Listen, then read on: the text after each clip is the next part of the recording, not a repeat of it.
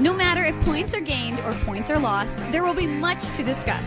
For analysis regarding tonight's Winnipeg Jets game, here are Dave Manouk, Ezra Ginsburg, and your host, Drew Mandel. The Illegal Curve post-game show, presented by Play Now, the official sports betting partner of the Winnipeg Jets, starts now.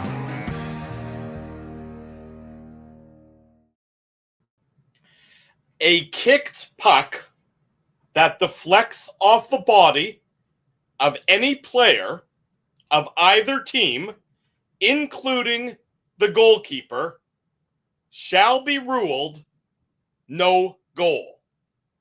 Pretty clear. Pretty evident from the NHL's own rule book via our good friend Josh Smith of Scouting the Refs. Let's on this show, we deal with facts. So let's talk about the facts. Fact number one, we don't know what the outcome of this game would have been if that goal was disallowed. Fact number two, that goal that was allowed ended up being the game-winning goal tonight.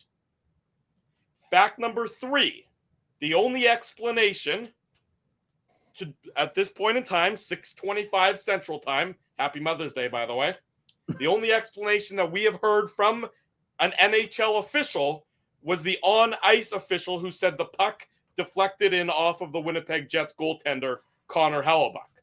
At no point in time in that lengthy, time-consuming review was that ever in doubt. There was never any question as to if the puck went in off of Connor Hellebuyck. That was clear as day. Mm-hmm. The only question that needed to be evaluated by the officials on the ice was, did Alex Petrovic engage in a distinct kicking motion that culminated with the puck in the back of the net? I'm going to throw one other thing in here, Drew. The other thing that they were looking at was, did Alex Petrovic hit it with his stick after that? Right. Right? And so if he did, it's a 100% legitimate goal. Right. No question about it. This would not have been anything to debate. It would not have been anything to question on this post-game show. This is the Illegal Curve post-game show. We don't know if the officials ruled that it went in off of Alex Petrovic's stick because we haven't heard.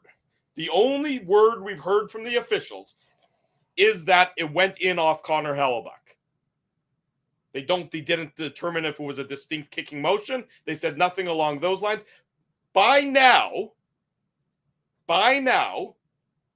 the NHL would have typically emailed all of us, everybody on their distribution list, explaining the ruling that was made for this goal. Typically, we get that within minutes of the decision being made. Well, that goal was scored roughly an hour ago, 45 minutes ago, something along those lines. We have not heard word one iota from the NHL.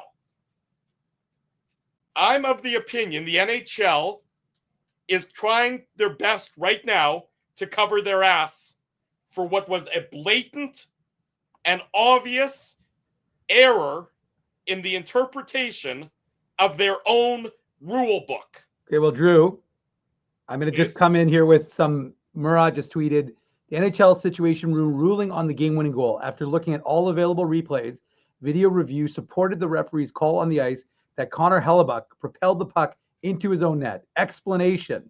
The Situation Room initiated a video review to further examine if Alexander Petrovic kicked the puck into the Winnipeg net. Video was then used to determine if the puck made contact with Petrovic's stick prior to it entering the net. After looking at all available replays, video review supported the referee's call on the ice that Connor Hellebuyck propelled the puck into his own net, which, by the way, doesn't actually answer the question of whether he kicked the puck in or not. So, I mean, it's supporting the malarkey idea, but go on. Like I'm just letting you know. Like I just said, when you've predetermined the outcome, you then have to figure out a way to justify it. The NHL has predetermined the outcome by making that bunk decision on the ice. I do not believe for a second that that puck was going in the net. So they're saying that it was Connor Hellebuck's responsibility for that puck ending up in the back of the net. That is what the NHL situation room, the officials in Toronto and on the ice in Dallas would have you believe. They would have you believe that what you saw with your own 2 eyes, 4 eyes in my case, that what you saw is not in fact true. Don't let them do that to you, folks. They are trying to lie to you and make you doubt yourself. I think it's called gaslighting. That's, I believe, what the kids call it these days. I've never really fully understood the definition. It's now getting a little bit more. I've been in a car with Ginsburg when he's gaslit me, and let me tell you, it meant something different then. We all saw that play. If you want to come out and say it deflected off of Alex Petrovic's stick, maybe. I don't. By the way, it was very hard to tell if that was the case. Right. But if you want to come out and say it, maybe I can listen to that argument because it was very close. But you cannot come to me, somebody who has watched thousands upon thousands of hockey games in my life, and all of you who are joining us tonight on the Illegal Curve post-game show, who've watched thousands of games and have watched, 90 plus Winnipeg Jets games this year, and say to us with a straight face that Connor Hellebuck is the one responsible for that being a goal, that it was not propelled into the net from a distinct kicking motion by Alex Petrovic, but rather that it was Connor Hellebuck who is bears the ultimate responsibility for the Jets giving up the game-winning goal. That's a bridge too far. That is something that I cannot stand by and give credence to because it's not fact. It's not fact. They made the wrong call and are now trying to justify their incompetence. The official on the ice, after spending 10 plus minutes looking at that, is having you believe that the reason that puck went in the net, they're saying Connor Hellebuck basically took a wrist shot and threw it into his own net, as opposed to the rule book, which I read at the start of this post-game show, that clearly states you cannot kick the puck, you cannot engage in a direct kicking motion towards the net, have it go off the goalie and in the net and call it a good goal. The NHL rulebook is black and white on that specific circumstance. If it went off a player, by the way, the interpretation of the rule would be it would be a goal. Yes. It's because it's the goalie. Absolutely. You cannot give the goalie the opportunity to make the save. Here's what Marty Biron had to say himself. Marty is, of course, a good friend of this show, a goaltender who has been through all sorts of games. This is what Marty tweeted. Goalies trying to make a save off a distinct kicking motion should not be penalized for trying to do their job. I don't care that Hellebuck deflected the puck into his own net, and the rule explains how it shouldn't be a goal. The goaltender union should be up in arms about this decision. The goalies are being punished, specifically Connor Hellebuck and the Winnipeg Jets, in this instance, are being punished for trying to do their job. The NHL screwed it up. If they had any guts, if they had any credibility, if they had any respect for you as the audience, as the paying customer, they would come out and say, we screwed it up. We made a mistake. We apologize. Instead, they're trying to lie to you. They're trying to tell you that what you saw is not, in fact, what you know that you saw. That's treating your customer base with disdain, and it's insulting to you as a paying customer. The Winnipeg Jets go on to lose tonight's contest, which we'll get into in its entirety. But don't for a second overlook this decision as being a potentially series-altering decision. Now, I expect the Jets and the coaching staff to try and put this behind them. because that's what you have to do. You have to move forward to game number 4. But I'm telling you, I don't have that same obligation. I don't have that same, I don't need to put anything behind me. The NHL should be embarrassed by the on-ice officials. And I'll tell you one more thing. The NFL, Major League Baseball, the NBA, after this decision, there's something called a pool reporter. So a pool reporter is one reporter who would then go and speak to the on-ice officials and share the quotes with all the other reporters. So whether it's somebody in Dallas, whether it's Mike McIntyre, whether it's one of the Dallas reporters, whether it's Murat, whomever it is, would have an opportunity to sit down with the officials and discuss the play, get it from the officials' mouths themselves and directly as to how they came to this determination. That's not going to happen because the NHL doesn't trust their officials, it doesn't trust their processes, and it doesn't believe that you, the paying audience, deserves the honest truth. So instead, they put out a mealy-mouthed statement, unsigned, with no accountability attached to it, that's going to tell you how they're trying to cover their ass now. It's an insult to everybody who spent any time today watching this game. It's an insult to anybody who's paid money to support this league.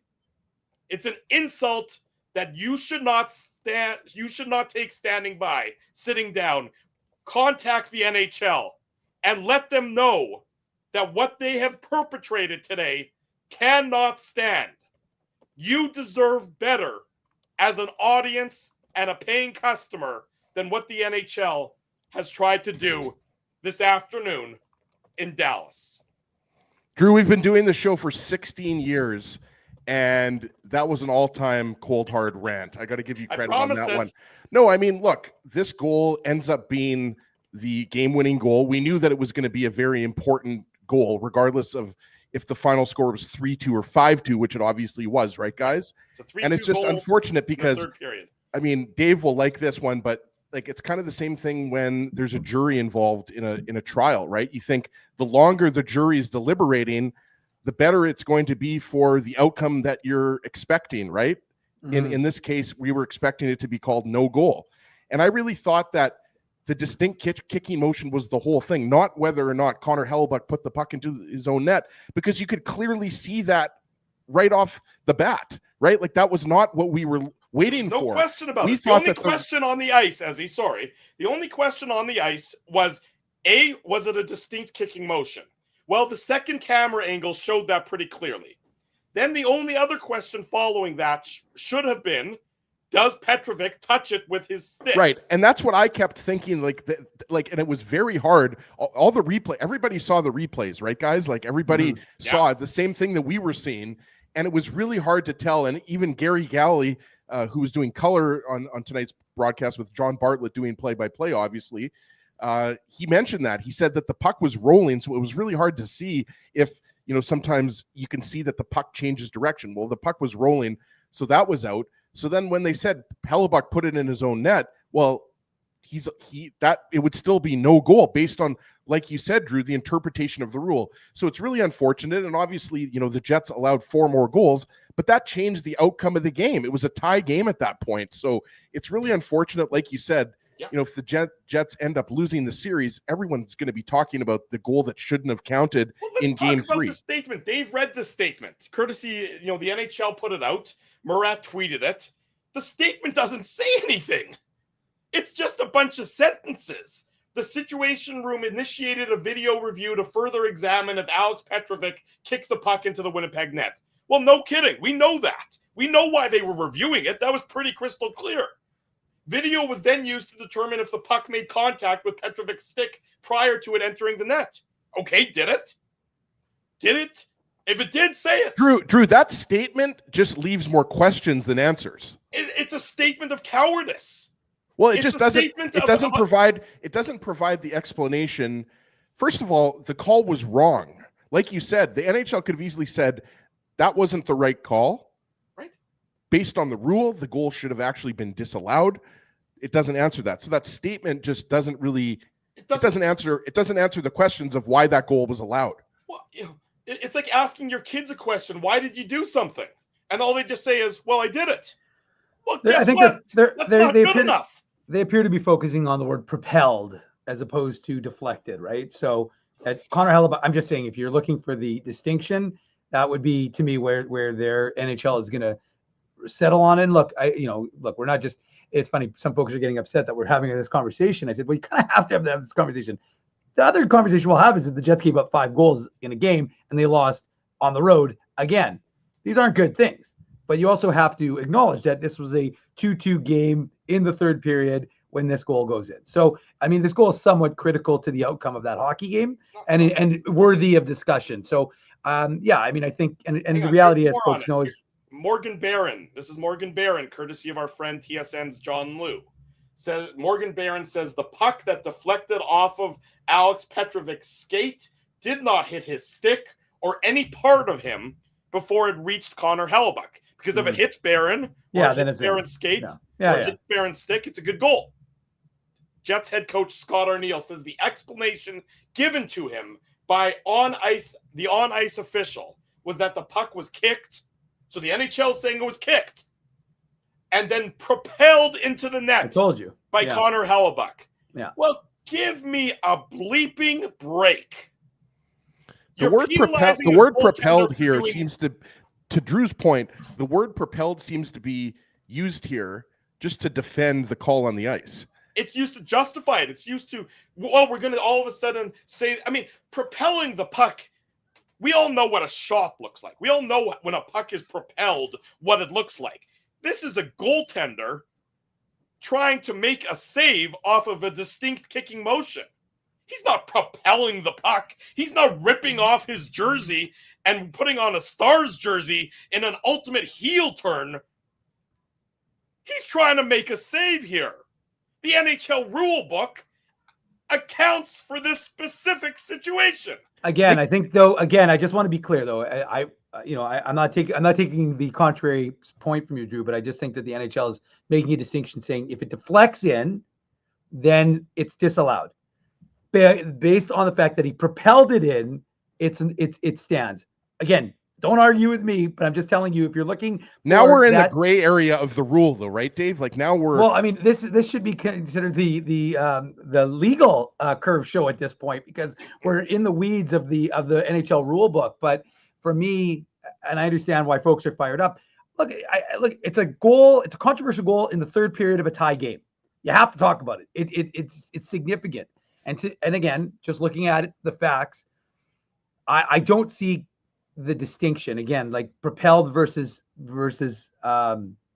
deflected in, because I mean he's trying to make the save, and as Drew says, he's not intentionally propelling it forward. But again, that would be the distinction the NHL is making. So I'm just trying to draw some clarity as to what it is that they are using as their argument to why it should stand. That again, whether you agree or disagree with it, Drew, is your business. Our good buddy Frank Zappia, we've got the comment on there right now. They are using the word propelled as if he had control of the puck and shot it into his own net. Ridiculous. I agree with Frank. It's hard to, again, you're penalizing. Don't listen to us. Listen to Marty Biron. Marty Biron, not us. We haven't played any NHL games. You know who has? Marty Biron. You know who's played NHL? You know who's been an NHL goalie? Marty Biron. Marty Biron, in fact, played 508 NHL games to be exact. Goalies know. Players know. Like last night in Edmonton, Riley Smith knew he scored. Leon Draisaitl knew he redirected that puck into the net before the officials reviewed it. They know. Mm-hmm. Players know. Connor Hellebuyck damn well knows he didn't propel the puck into his own net. Alex Petrovic knows that Connor Hellebuyck didn't turn and take a wicked wrist shot into a wide open net.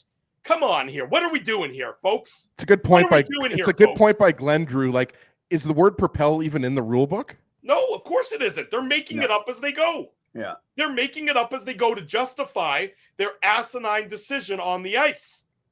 The right decision was the obvious one. Don't go looking for more complex. Isn't that Occam's razor? And I could be wrong if it's not, and I apologize if I'm wrong. Isn't Occam's razor the most logical answer is usually the right answer? Don't start looking for more complicated things. Drew, I just remember Pavlov's dog from university. I don't remember. That's when we ring the bell and you get hungry. That's a different thing altogether. But it's obvious what happens here. Don't try and make it more complicated for reasons unknown. Well, and again, I like T. Will's point here. If a player kicks the puck, the goalie's best play is to dive out of the crease. Like right. It's defying logic, and that's the problem I think that Drew ultimately has is that it's like, what is that the expression? Like, my lying eyes are telling me something other than what I'm seeing on the TV in this instance. Right. So it's just and again, like I said, the officials have had too much. It's not just in this game, of course. It's in a lot of games where they're having an impact in a way that they shouldn't be. And again, I'm not excusing the Jets for continuing to lose on the road and for continuing to give up 5 goals in a game. We said we don't know what was going to happen at the end of this game. They could have very well lost this game anyways. Yeah. But to lose it or to have the game-winning goal be a goal that is so clearly against and opposite of the way their own rule book is written, to me, is what's beyond the pale of what you should accept. Absolutely. And it was a critical part of the game. The game is tied 2-2. It's early in the third period, right, guys? Like, we knew this wasn't going to be most likely it wasn't going to be a goal that the Jets could come back from.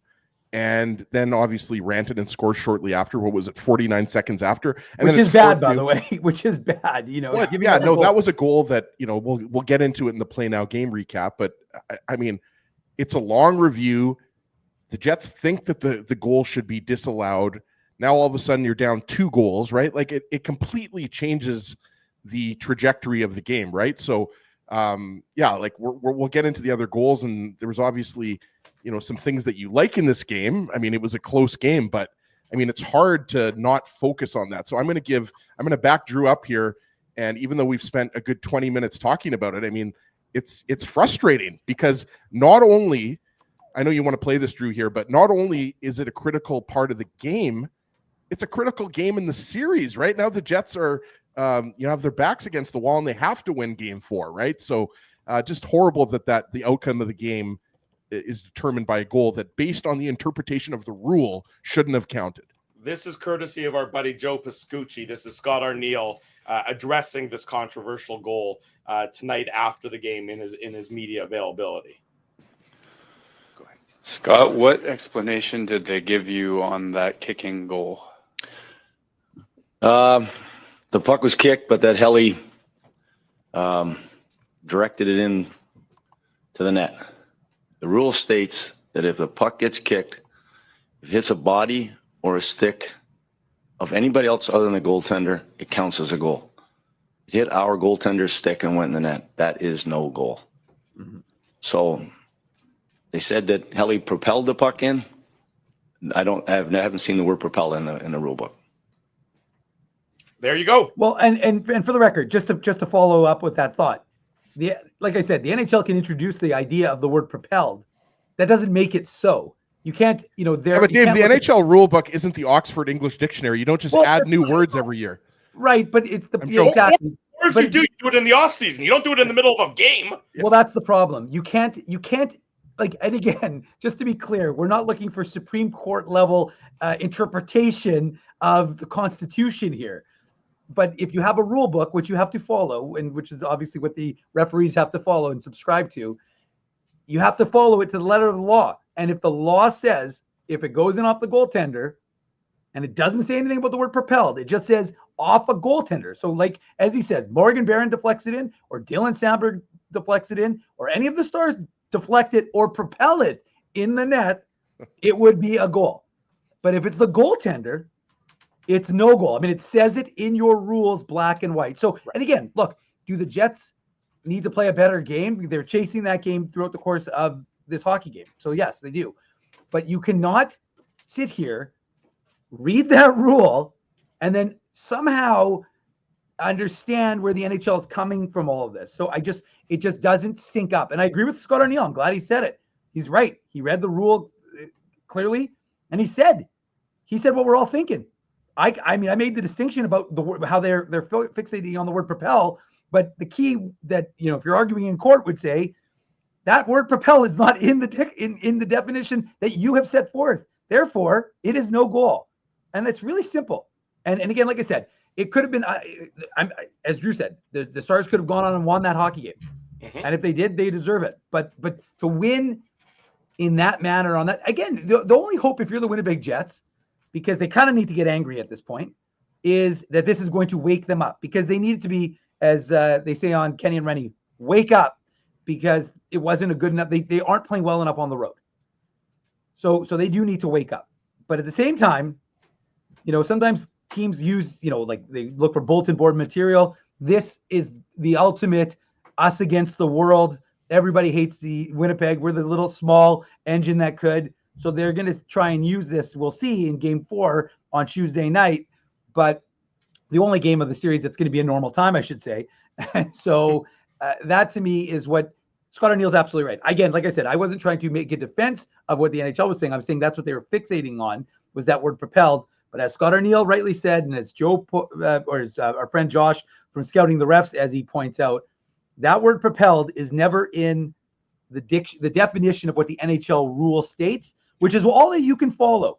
There's no gray area. There's no, again, this is not, I'm not going to bother you with legal definitions, but there is no openness to saying, well, you know what, there's a little bit of, again, the only time you actually have that ability, Ezzy, to interpret rules is on the ice, actually. Is the referees have that ability to say, okay, I see this is what I'm calling. When Mason Marchment slaps a ref on the leg and he doesn't get a misconduct for it, well, the ref is making an interpretation of the rule. There's a rule that's in place that probably results in a misconduct when you make contact with a referee in that regard. But he decided you would not have to think, by the way, Dave, that originally they thought Petrovic batted it in.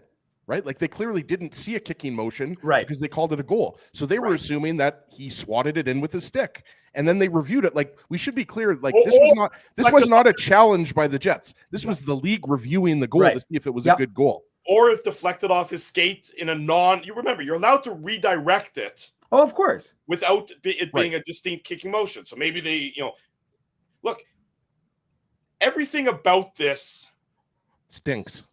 It stinks real bad, because the rules, as written, as published, as accepted by 32 independent franchises operating under the umbrella of the NHL, says that this isn't a goal. It's only the two officials on the ice and whomever in Toronto that superseded the agreed upon rules to determine that this is a goal. They inserted their own self-righteous, self-important judgment over top of the rules and made a determination that isn't based in fact.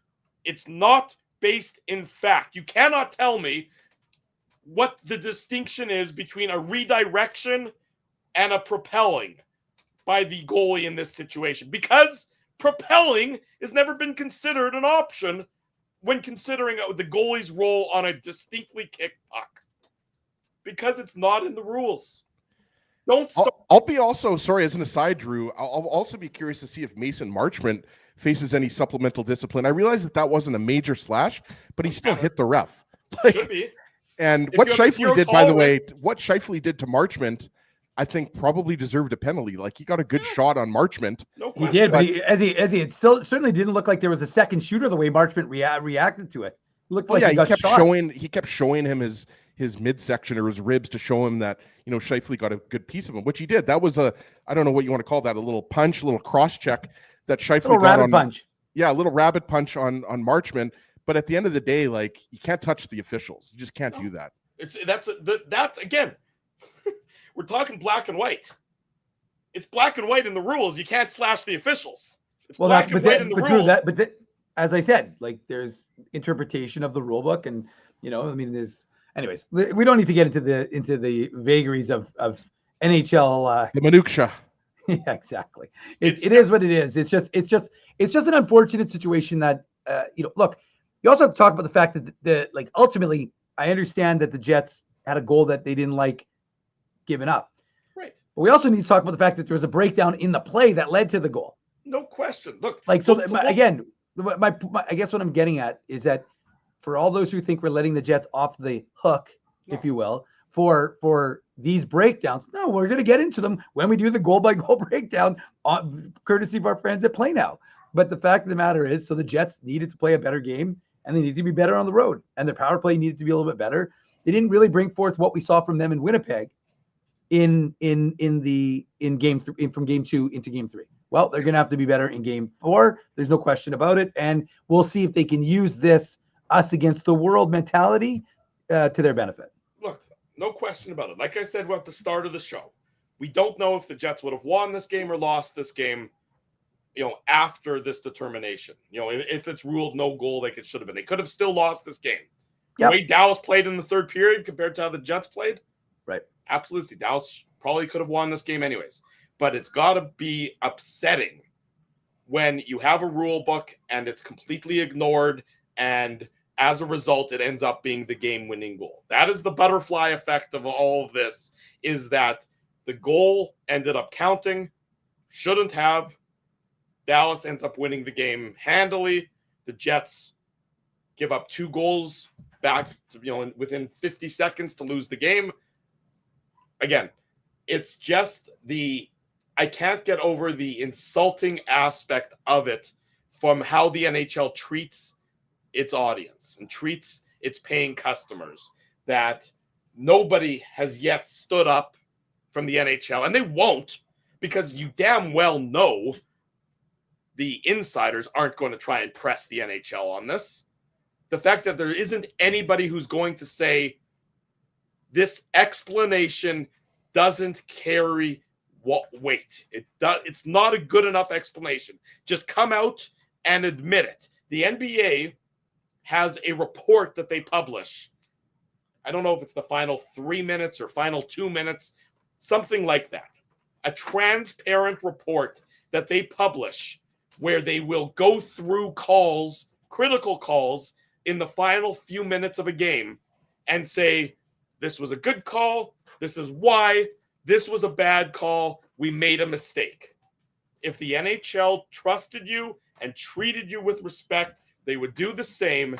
Instead, you get nothing but gibberish, emptiness, and insults from the league that we sit and give money to on a regular basis. That's a big problem that they don't give a damn about whatsoever.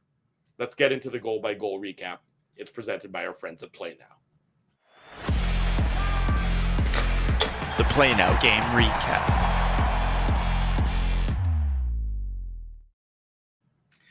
Big thanks to our friends at Play Now for their continued support of the Illegal Curve post-game show and all of our broadcasts. Don't bet on illegal sites. Bet with Play Now instead. Manitoba's local, legal, and secure gambling site, 18+. Enjoy responsibly. Imagine if you bet on this game and this is part of your calculus. Wonder if the officials bet on this game. Well, and there for sure was a lot of people betting on this game, and that's why it's just another element of this that and also we'll get into the Rupe Hintz goal here, but it also sets a dangerous precedent, right? If something like this happens later in the playoffs, right, guys? Yeah, I mean, again, everything about it stinks. I'd much rather the NHL come out and just say, we made a mistake. It happens. People make mistakes all the time. I think as a society... Yep, Dave never makes mistakes. Yeah, Dave's perfect, but the rest of us make mistakes all the time. I could accept it. I could say, you know what? Those officials should be demoted. Those officials should be reprimanded. Whatever your internal processes are, you'll do it. You'll deal with that. Thank you for being upfront and honest and say we made a mistake. Instead, we get gobbledygook, word gibberish, and utter nonsense rather than taking the responsible approach and saying we made a mistake. That's the problem, a big problem with what happened tonight. As an aside, I haven't had a chance to get in on this, but I like your shirt, my man. No, You look like you look like a guy that either went to a Mother's Day lunch or is going to a Mother's Day dinner. I'll tell you that much. Mother's Day lunch. We were going to have a Mother's Day dinner. It was scheduled for dinner, but the timing, of course, with the 3:30 start and then the post-game show necessitated the move to the Mother's Day lunch. So yes, I as I was watching the game and as I was getting ready for post-game, I was thinking, I might want to change the shirt. It would be a little distracting. No. I might, but I'm glad I stayed with it. It's got some flamingos on it. So what is that? Tom Ford you're rocking? What is that? It's not Tom Ford. No, Okay. it's not. What is this? A Met Gala? Let's move on, for God's sakes. I got a piano strapped to my back also as I'm wearing my Met Gala outfit. Let's talk about this game. The Dallas Stars, they opened the scoring in tonight's game. Rupe Hintz. Talk about a mirror image of game number 2. The Jets get the 2 early power plays, the 4-minute double minor that was handed out to Tyler Seguin. Today it's 22 seconds. What was it? 19 seconds into game number 2. Instead, it's 22 seconds into game number 1. Nino Niederreiter, the high stick penalty on Thomas Harley. The Jets kill that one off. They kill off the 2-man advantage. Josh Morrissey takes a penalty for tripping Mikko Rantanen. They don't kill that one off. Rupe Hintz, his 5th of the playoffs. 1-0 Dallas, assist to Rantanen and Thomas Harley. It's that tip at the hash marks that so many teams have been using well, and Dallas loves that play.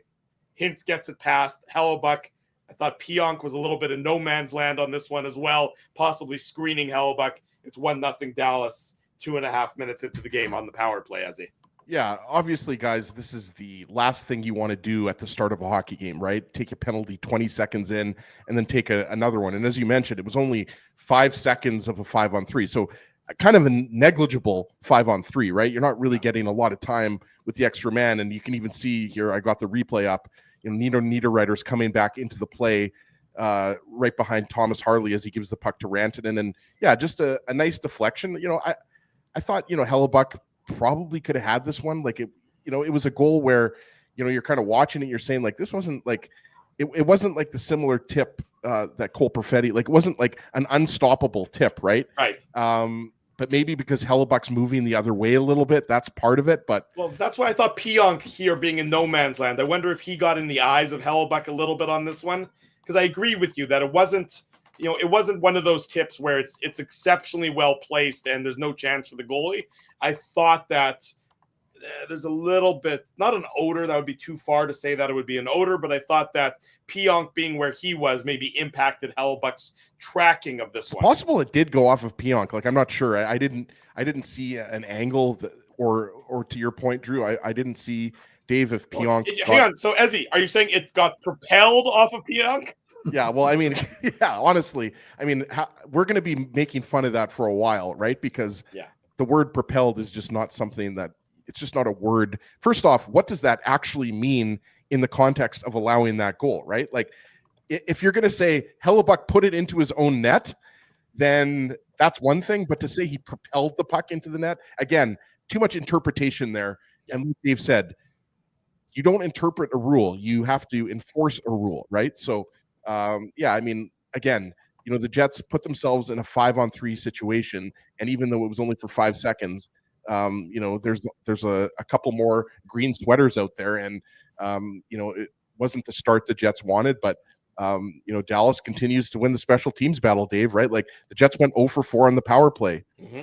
I mean, a goal in game 2. That continues to be, an area where there's more to be desired there on the PP.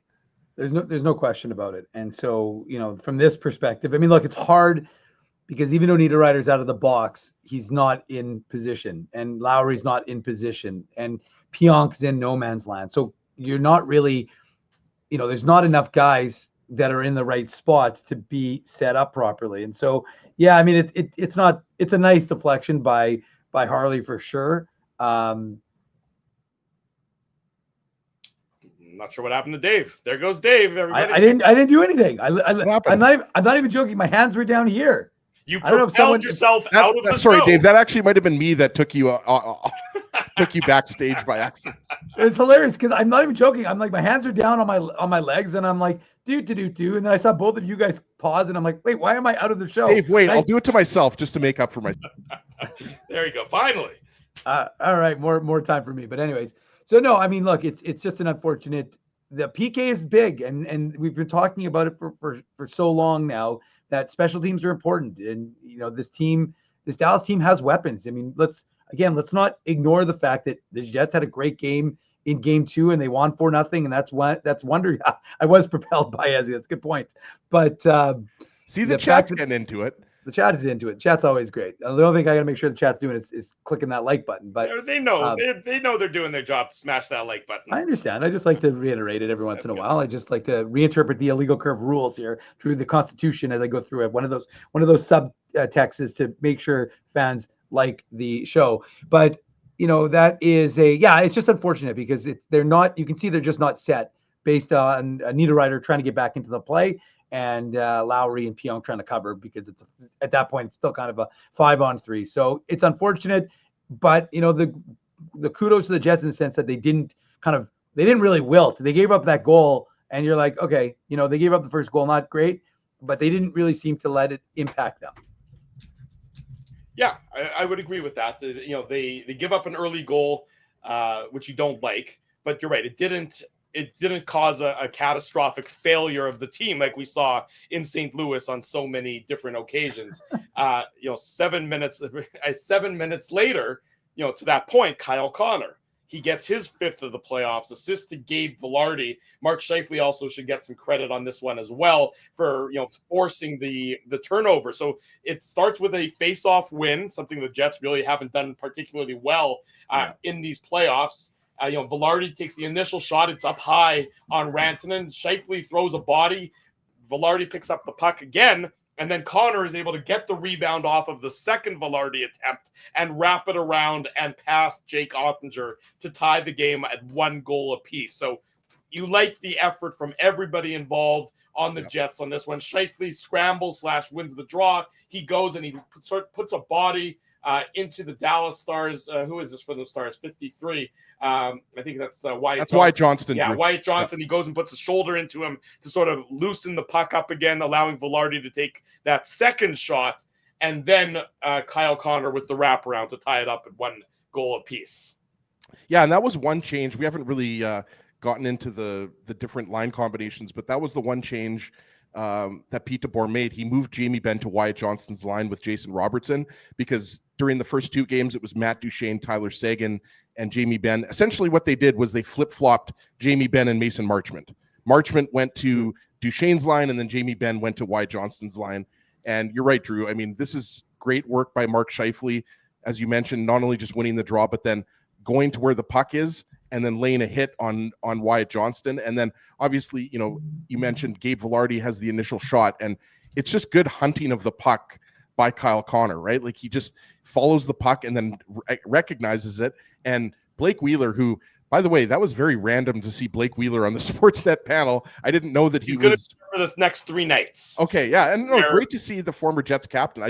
I had not heard that he was going to be on the panel. I'm just, kind of watching it. Then all of a sudden, oh, the former Jets captain is there, and he was saying that it requires a player with obviously speed but quick hands, Dave, because you don't see a lot of wraparound goals anymore, right? Mm-hmm. So yeah, just good awareness, just a really solid shift by the Jets top line. Yeah, exactly right. You win a couple puck battles, you gather up some rebounds, you drop a shoulder, everything. A lot of things to like on that goal and the response from the Jets, Dave. Well, and they fought for the puck, right? And so you've got these guys who are knowing that the weight of the world is on them because they do need to be. They're the drivers ultimately. At the end of the day, like we said, the rest of the team, there's some guys who are complementary and the depth and you hope that they can contribute and propel this team in a manner forward. But at the end of the day, the guys, your big dogs, are going to be the Scheifele, Vilardi, Connor line, and they get this team back into it. And yeah, it was a nice play by Connor, and just has that quickness to get over there and slide that puck under Ottinger. Just before we get on to the next goal, just a quick question for the audience: if we made illegal curve hats with a little propeller on top, would people buy those? And how quickly could we get these made up? Could we get them made up in time for Game 5 would be my question for the audience. So if you know the answer to that question, please reach out to us and we'll see if we can get some illegal curve propeller hats made. You know, if there's a propeller hat company that's listening and watching this show, KFC is getting all their free advertising with their buckets. We should get some propeller hats made just the same, and ahead of Game 5 between the Jets and the Dallas Stars. I think it's a great idea, Drew. I think we could sell at least 5. We could sell at least 5. Pico and Paulie's in. Yeah, Natalie's in. Anyways, we'll see if we can get. As your boy Bruce says, you were born to wear that hat, Drew. Well, you know what? Maybe I've missed my calling, and that's to be a guy who wears a giant propeller hat at all times. I digress. I will say though, to that idea, yeah, I suspect, boys, that we will see some very entertaining, regardless of the outcome of Game 4. But I suspect for Thursday night's Thursday night's Game 5 back in Winnipeg, you are going to see some very entertaining signs and some very entertaining shirts, maybe even hats from some creative Jets fans. There's going to be some people that are wearing those propeller hats. Like someone's going to have like a propeller hat laying around their house, Dave, and they're going to rock it for Game 5, I bet. Well, I'll see if we can get our hands on some, see if we can get some made up real quick and sell them for big money. This might be our cash cow coming in, guys. We might have finally hit the jackpot. This is it. Yeah, this is it. The big one. Yeah, this is the big one. Exactly right. So 1-1 after the Kyle Connor goal. That's where the first period came to an end. Is 1-1. No, pardon me. Dallas scored late in the first period. Thomas Harley gets his third of the playoffs, assist to Granlund and Sam Steele. This came at the 15-12 mark. It's right after Josh Morrissey misses a wide open net with Jamie Benn having taken that holding penalty in the neutral zone. Josh Morrissey has a golden opportunity. Wyatt Johnston does a great job interfering with his stick, maybe impacting the play from Morrissey. Looked like it was going to be 2-1 for the Jets. Instead, Dallas takes it back up the ice. There's going to be a delayed penalty coming to the Winnipeg Jets, but Thomas Harley takes the pass from Mikael Granlund right between the hash marks, and he makes no mistake in beating Connor Hellebuyck. Niederreiter was going to take the penalty on Granlund. Instead, he feeds it out to Harley, Granlund does, and he beats Connor Hellebuyck to give the Stars the 2-1 lead late in the first period. Yeah, and you're right to point out that Morrissey has a glorious chance to score in the power play to put the Jets up 2-1. But the thing that bothers me about this goal, guys, is the Jets kind of stop playing for like a second, and watching this, you're thinking, okay, Niederreiter takes down Granlund. Okay, there's going to be a penalty here, but then it's like like I remember Perfetti. I'm watching the replay here. Like Perfetti kind of just stops, and then Thomas Harley is just like wide open, and there's just nobody there. Like it's Mason Appleton who's just late to get to him, right? So that's what bothers me about this goal. It's like, okay, you have a delayed penalty coming up, but keep playing here. Like the puck is in your zone. Dallas is pushing here for a go-ahead goal, and you stop playing. So I just think that's a mental lapse there by the Jets. No excuse. There's no excuse with Mikael Granlund on his knees behind the net, and not one Jet is able to intercept that pass. And you're right, Ezzy. Everybody just stops. They know they get the penalty, and it's like, well, there's no excuse for that. And if you're going to be if you're Cole Perfetti, then you have to block the shot. You have to do something. You can't just let that shot get through, because from the Jets' perspective, we've said that how many times? Play to the whistle. Right. No. I mean, it's a pretty. Yeah, you learned that. You learned that in U7 Timbits hockey, Dave. That's right. The Hockey Manitoba man. Play through the echo, the echo of the whistle, right? Yeah, it just doesn't need to be.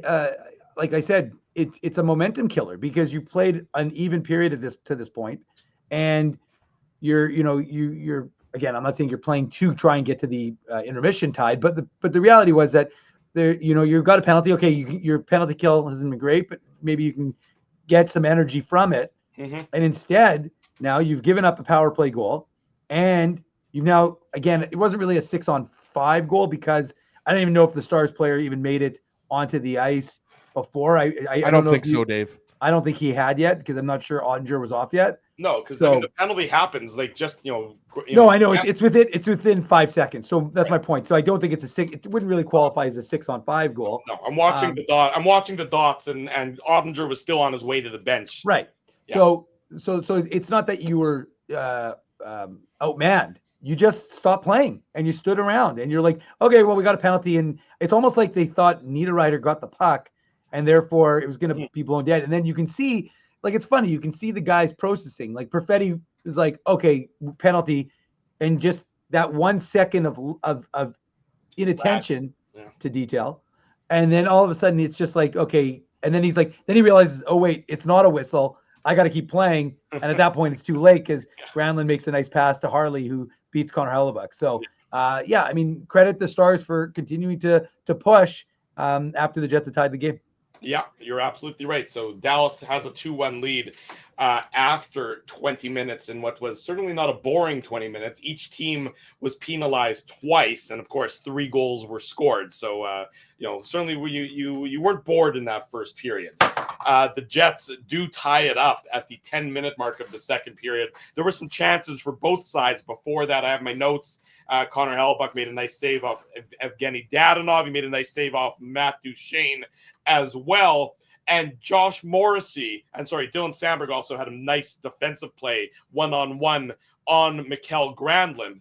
But Josh Morrissey really has his highlight reel play of the playoffs, his first sort of Morrissey-esque moment so far. The puck is in deep, it moves over side to side, and Josh Morrissey just absolutely undresses Colin Blackwell, who's in the lineup for the Dallas Stars for the first time this series. We've seen Hellebuck do this. We've seen Morrissey do this on multiple. Like, if we saw Hellebuck do this, that's impressive.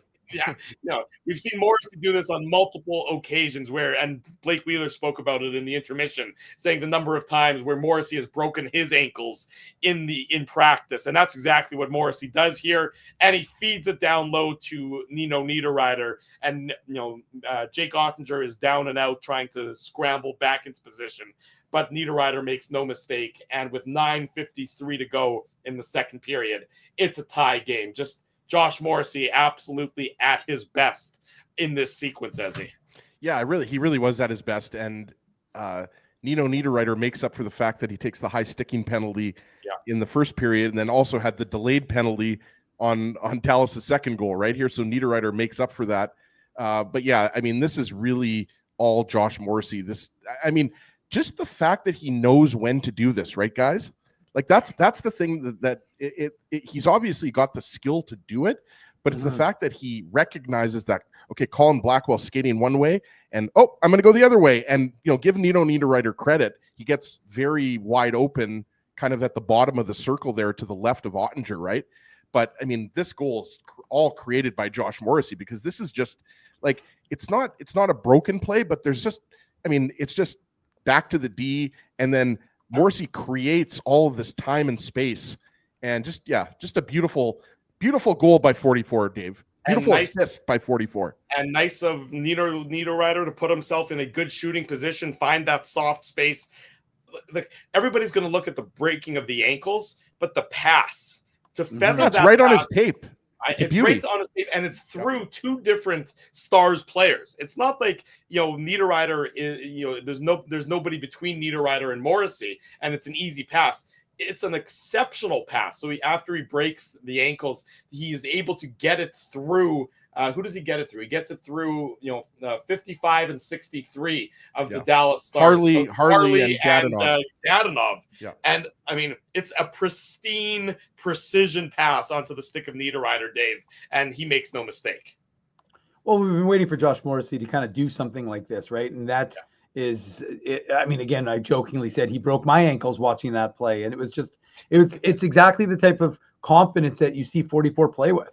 And while he may be dealing with some lingering effects of all the battering his body took in that first round series with the St. Louis Blues, I mean, that is quintessential Josh Morrissey, his ability to skate and get that puck over to Niederreiter. And credit Nino Niederreiter, because it's he puts it in quickly and ties up the game and gives the Jets some momentum in that second period. Yeah, You're absolutely right. And then the second period, the Jets, I thought that was probably the best Jets period of the game. The second period was tonight. They had, I guess they say Dallas had 6 high danger chances in that second period. I don't know that I necessarily counted those as well. Remember, Cody Ceci had that really good chance where Cody Hellebuck Ceci had to make the glove save. Yeah, that's right. And Gabe Velarde had that good chance in tight that Jake Ottinger made a real nice save on that. And then Neil Pionk had a point shot, and Lowry had a rebound. And then Mason Marchman had a chance subsequent to that as well. So there were a couple chances going both ways in the latter half of that second period between the Jets and the Stars. But after 40 minutes, it was anybody's game. It was, a 2-all game until 3:51 into the third period, where Alex Petrovic gets his first of the playoffs, assist to Mikko Rantanen and Sam Steele. He propels the Dallas Stars. I knew that was coming. Well, I got to keep using my propelled puns as much as I can. Actually, before we get to that goal, I should mention that the Nino Niederreiter goal is our Seagram shot of the game. The Seagram shot of the game. Big thanks to our friends at Seagram's for their support of the Illegal Curve post-game show. If you're reaching for a drink tonight after you disagree with the end of tonight's contest, make it a Seagram's product, but make it responsibly. That's what we ask of you, because we want you back here on Tuesday night for Game 4 between the Jets and the Dallas Stars. The Stars take the lead, and we don't need to get into the sort of the decision, because that's already been done a few different times. But I don't love how the Jets give up the blue line a little bit too easily on this play. And this was sort of a theme in tonight's game, I thought, from the Winnipeg Jets, especially on the next goal, the Rantanen goal. The Jets are just giving up the blue line too easily in today's game, which tells me that Dallas had too much speed coming through the neutral zone on a lot of these sequences, pushing the defenders back and allowing Dallas to get themselves into a good position to get an opportunity like we saw on this goal, and then again on the Rantanen goal to follow, Ezzy. Yeah, well, Sam Steele, who's, by the way, a fourth line guy who's been very noticeable in this series. Yes. A very talented penalty killer. He comes over the line, but what ends up happening, he actually loses the puck to Sandberg, and Sandberg gives the puck back to, I forget which defenseman it was or which forward it was. It could have been, here, I'm looking here. It was Rantanen. So, I mean, there's a partial turnover, if you want to call it that, at the blue line by Dylan Sandberg. And then, yeah, I mean, the Jets are kind of just, after that, they're kind of just a little bit out of position. Morgan Barron kind of he loses Rupe Hintz. Yeah. Like, it's just, it was a defensive breakdown there. Obviously, it's Petrovic jumps up into the play and it's kicked and then it goes off Hellebuck. Like, it was a comedy of errors, if you want to call it that, on this goal. Zone coverage isn't good enough. No, it's not good. And then a goal that shouldn't have counted is allowed, right? That's right. I mean, that of course is, we spent the first 35 minutes of the show talking about that, so we don't need to go through it anymore. My blood pressure is just finally getting down to a more normal level, so we don't want to get me all fired up again there, Dave. But you don't love the D-zone coverage from the Winnipeg Jets. I didn't think that the Jets really, in today's game, were on their details certainly nearly as well as they were in Game 2 between the Jets and the Dallas Stars.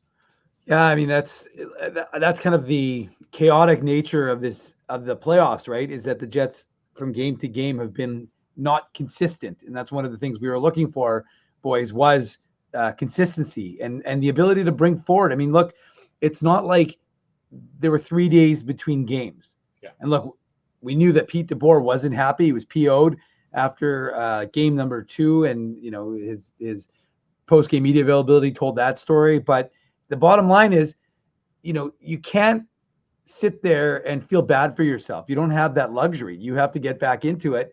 And he just made some adjustments, and sure enough, came up with a winning formula, which I don't disagree with. Boring Sean Monahan, that third goal changed the complexion of the game. I agree with that for sure.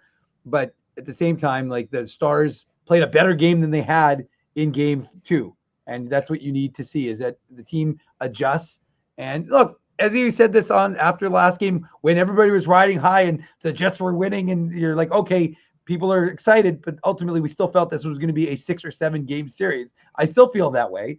And so the Jets just have to answer back and see what sort of response they have, because obviously all the weight is on game 4 now. And I'm not moving ahead. I know we've still got some Dallas Stars goals to get through, but I just think that this is the type of play that it's easy to focus on the controversial element of it, which is what we do, which is what other pundits will do. But the Jets coaching staff has to go and look at the way their team handled everything that took place before this goal went in. Right. And even if you want to say the goal shouldn't have counted or did count, regardless of that, the fact of the matter is you put yourselves into a position to allow that outcome to take place. And so what you need to do is you need to play better defensively, right, Ezzy? I mean, look, Ezzy, what? Just finish your thought, and then I'm going to tell you something about the Mason Marchment instance. Okay, I'll just finish my thought with this. You are the best defensive team in the NHL all regular season, not a mirage. I understand the playoffs are different. I understand that the hockey looks different. We've watched enough hockey to understand that for all of our years of life.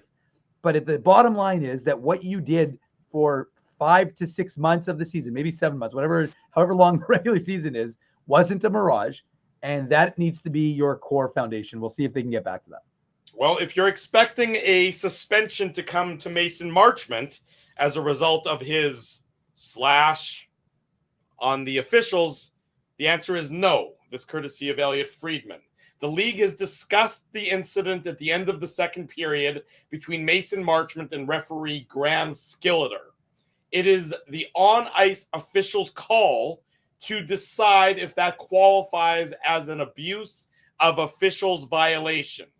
The answer was no, so no further action will be taken. So Mason Marchment, despite being upset with a call and protesting said call by using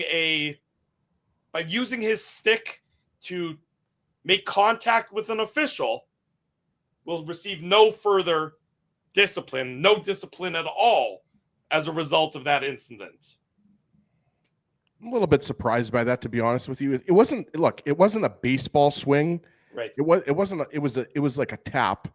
But the point is, you're not supposed to do that. Again, whatever. I mean, we're not going to spend too much time on it, but there you go, Drew. I mean, the NHL acted swiftly. It's only been, an hour and 4 minutes, or I guess a little bit longer than that, an hour and 15 minutes, let's say, since the game ended. I don't like that they leave it up to the official to make that determination. It should be just, again, black and white. Black and white. Yeah, again, we're not calling for a 10-game suspension here. No, it's an automatic 10-game suspension, abuse of an official. Oh, okay. I didn't realize it was an automatic 10-gamer. It's an automatic 10-gamer. I mean, they showed the video in the second intermission of the broadcast where, I think it was Kevin Antoine Vermette. Yeah, talking about Antoine Vermette. I mean, look. That was much more egregious, though. Yes. Was it heinous what Marchment did? No, it wasn't. It wasn't. But I guess it's a judgment call. They call this one a judgment call. I mean, okay. I'm not going to tear my few remaining hairs out about it. Also, why does it have to be an automatic 10-game? Like if it's really bad, then I can see 10 games. But if it was like that, why can't you just give them 1 game? Well, just don't make contact with the officials. Right.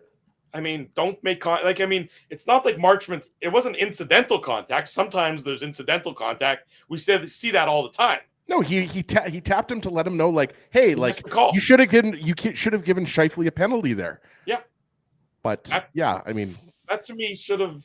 Yeah, maybe there's a number between 0 and 10 that would better reflect the incident in question. And that's maybe why, Drew, because he's saying, "Oh, I don't want to call this abusive official," because then Mason Marchment, he's going to basically miss the rest of the playoff. If the Stars go long, he's going to miss half of their playoff run, or more than half of their playoff run. He certainly would miss the rest of the series. So maybe that's factoring in that he doesn't want, it to be an automatic 10-game suspension. But I mean, you touch the ref, you're not supposed to do that. Let's move on. But on the next goal, guys, what bothers me the most here is not only is it, at a key part of the game and it's less than a minute after, but just the Stars Rupe Hintz just gains that zone way too easily. And, I didn't like the way Dylan Sandberg played it here. He obviously Scheifele gets standing still in the neutral zone. It's just stick checks. It's sloppy stick checks from Scheifele, Connor, everything about it. And this goal comes, 49 seconds after the winning goal. Right. That's what I'm saying. It's a backbreaker. That's what I call the Ginsburg backbreaker, where now you're down by 2 goals and you're playing a team that... Wait, there's a Ginsburg backbreaker in addition to a Ginsburg guarantee? Yeah, but the Ginsburg backbreaker is the extra large pizza he orders at 2 a.m. Yeah, that's funny. Yeah, it's open to interpretation. It basically, Dave, whatever I want to propel into my mouth. You like that one? Yeah, nice. I mean, this is a killer goal. And, the Jets, again, Drew talks about the attention to details when you're at this point in the game. And this is your top line out there. It's the Scheifele line that's out there. You got to slow them down a little bit more in the neutral zone, and you got to be better coming back, right? Like Scheifele's slow getting back. It was just poor defensive coverage again. Often we say that all the time, it seems like, on these breakdowns, but that's what happened. And look, despite the goal that should not have counted, the Jets allowed 4 more goals. Like this wasn't the Jets have to be better defensively, period. Like they know that, because next game is an absolute must win. I'm not going to say it might be a must win. No, this is the season here. They can't go down 3-1 to Dallas. They can't let that happen. I would agree with that. That's what Game 4 is absolutely going to be crucial on Tuesday night. A normal puck drop, 7 o'clock. So post-game on Tuesday night will be just before 10 o'clock at night if there's no overtime, probably around 9:30, 9:45, give or take a couple of minutes. It's the only game of the night in the NHL on Tuesday night, which is why it's at a reasonable hour. 4-2 after the Rantanen goal. 10 minutes later, Wyatt Johnston, his 4th, assisted Jamie Benn and Evgeny Dadonov. Hellbuck makes the first save. I think Morgan Barron makes the second save, but the third one gets through, and Dallas has a 5-2 lead and a 5-2 victory tonight in the Lone Star State to take a 2-1 series lead over the Winnipeg Jets. Not without controversy. That would be a safe thing to say, but not without controversy. But the Jets are down 2-1 to the Dallas Stars. We'll go to break and come back with more of the Illegal Curve post-game show. Drew Mandel, Dave Minuk, Ezra Ginsburg are with you on a Sunday night. Don't go anywhere. We want to thank you for not betting with Play Now and choosing our illegal gambling site instead. Because we couldn't afford things like this without your money. So much of your money. Now you might have questions like, do our profits benefit your community? No. Or bet with Play Now, Manitoba's local legal and secure gambling site. Dining, entertainment, parking, and convenience, all in one spot. City Place is located in the heart of downtown Winnipeg, attached to the Canada Life Centre. Whether you're working, living, or out for a night in the downtown, make City Place your go-to destination before or after the fun finds you. Lunchtime, game time, anytime, visit City Place at 333 St. Mary Avenue, next to Canada Life Centre. Holt Dental, the new official dentist of Illegal Curve, has a philosophy rooted in 2 unyielding principles: genuinely caring about patients and providing outstanding service. Being a patient of Holt Dental means more than just checkups and treatments. It's taking the time to listen and talk to each patient so they can achieve the best long-term health, functionality, and aesthetics for their teeth, mouth, and gums. Conveniently located at Grant Park Festival on Taylor Avenue, Holt Dental is dentistry of the highest quality in a comfortable and relaxed environment. For more information, visit holtdental.ca. Oh, and there's plenty of free parking at the front door, too. Celebrating its 40th year as Winnipeg's home for stand-up comedy, Rumors Restaurant and Comedy Club has recently been named Canada's top comedy club and a top 5 comedy club in North America. From birthday parties to date nights to fundraisers and everything in between, Rumors is your destination for the best and most affordable live entertainment Winnipeg has to offer. For more information on upcoming shows, Rumor's incredible promotions, and to purchase tickets, visit rumorscomedyclub.com. At Boston Pizza, a fast lunch doesn't have to mean fast food. Now you can get a $15 lunch served in just 20 minutes, including your choice of a main, side, and drink. That's right, lunch for $15 at your local Boston Pizza.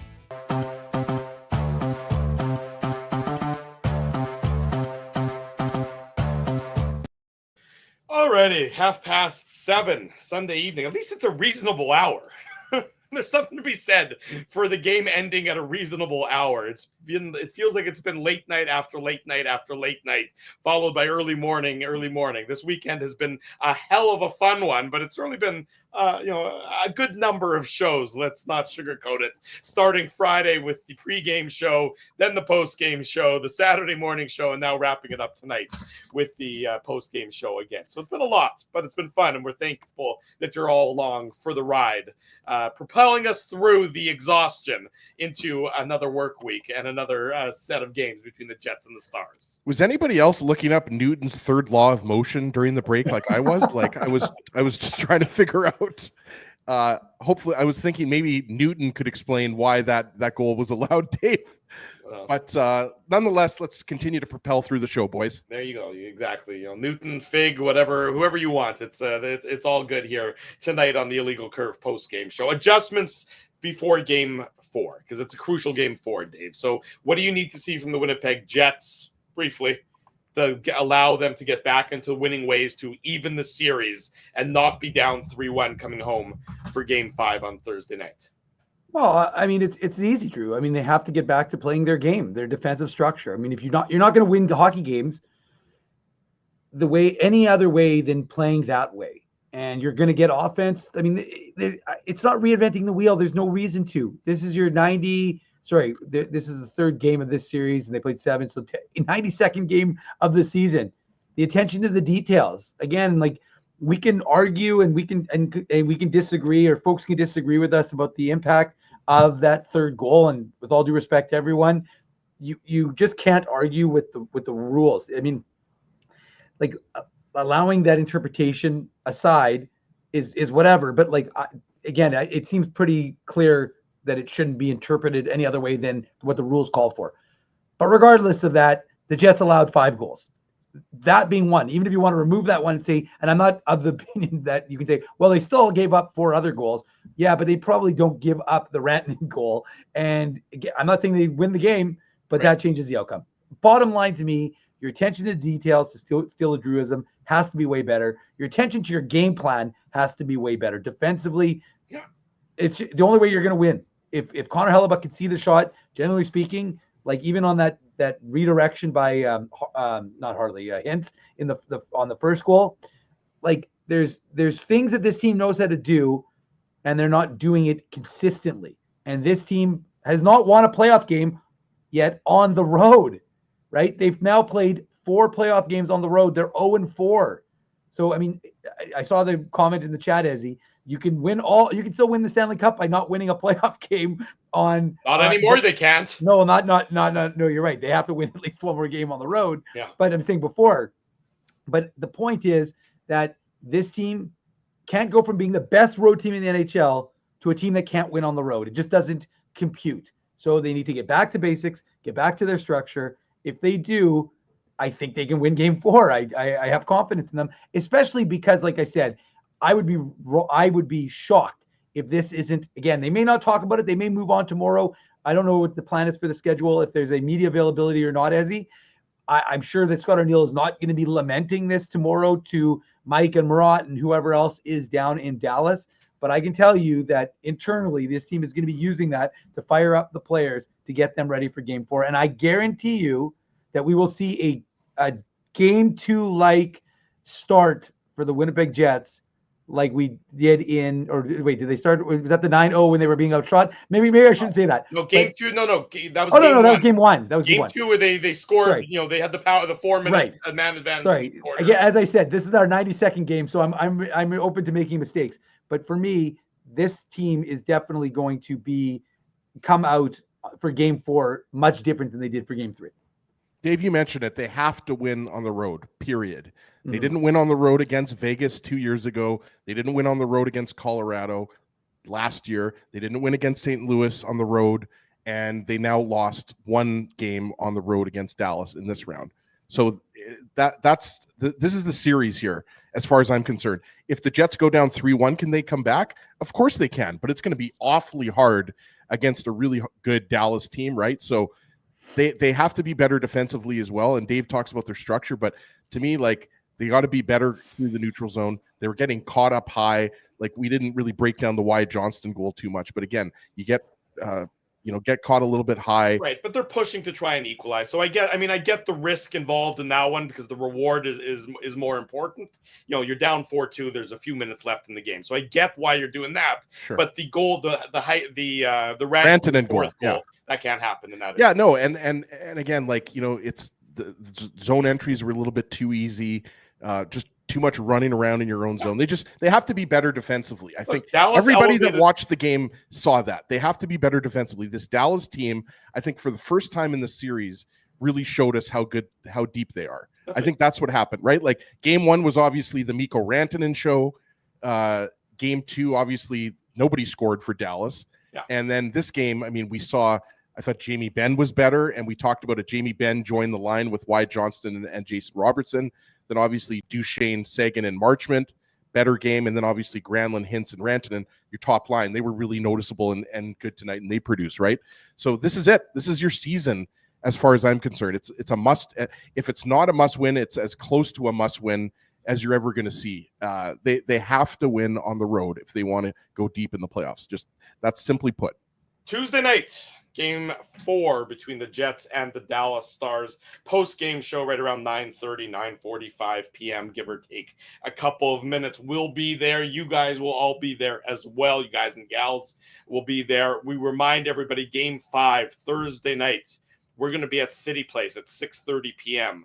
for the Illegal Curve pregame show. So be sure to join us on Thursday night in downtown Winnipeg, second floor, City Place. We will be there for that, so we're looking forward to that, regardless of what happens on Tuesday. But that game will be that much more important if it comes back 2-2 versus if it comes back as a 3-1 Dallas Stars series lead.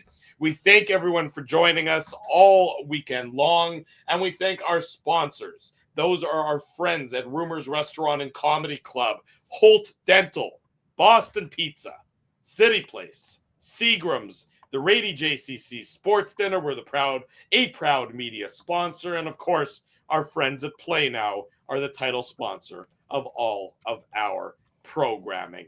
Thanks everyone for joining us. If you haven't already done so, smash the like button, subscribe to the channel, turn your notifications on so that when we go live on Tuesday night, you'll be sure to join us as well.